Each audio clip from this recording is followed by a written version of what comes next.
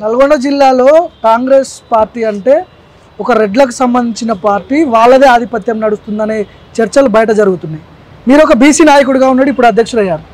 వాళ్ళందరి మధ్యలో మీరు ఎట్లా ఉండగలుగుతారు? అక్కడ మిమ్మల్ని ఎట్లా ఎదిగనిస్తారు?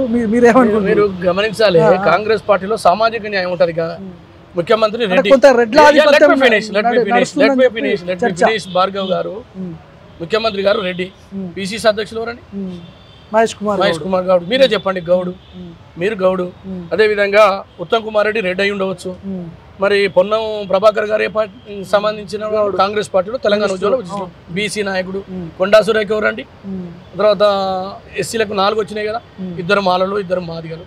స్పీకర్ పదవి వరకు వచ్చిందండి. ఇది కదా కాంగ్రెస్ పార్టీ. కాబట్టి సామాజిక న్యాయం అనేది ఎవరో చెప్తూ వచ్చేది కాదండి, ఆచరణలో తూచా తప్పకుండా పాటించే ఏకైక పార్టీ. మా మధ్య భిన్న అభిప్రాయాలు ఉన్నా అంతిమంగా పార్టీ తీసుకునే దానికి కట్టుబడి ఉంటారు. అందుకోసమే ఇవాళ రెడ్ల జిల్లా అని మీరు చెప్తా ఉన్నారు. 100% అది రెడ్ల జిల్లా అయి ఉండవచ్చు. వాళ్ళే కదా నన్ను అభిమానించింది, వాళ్ళే కదా నన్ను ప్రతిపాదించింది.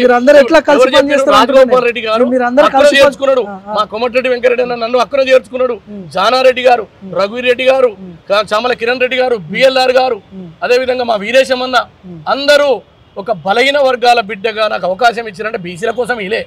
సమాజంలో ఉండబడేటువంటి పేదల అభ్యున్నతికి, బీసీ ఎస్సీ ఎస్టీ మైనార్టీ అగ్రకుల పేదల సంక్షేమానికి పని చేయమని ఇచ్చిరు తప్ప కిరీటం పెట్టుకొని కారులో ఉయ్యి తిరగమని నాకు ఇలే. ఇది బాధ్యత. ఇది ప్రభుత్వంలో నాకేమో జీతం వచ్చేది కాదు, నా జేబులకించి 4 రూపాయలు పోవాలి.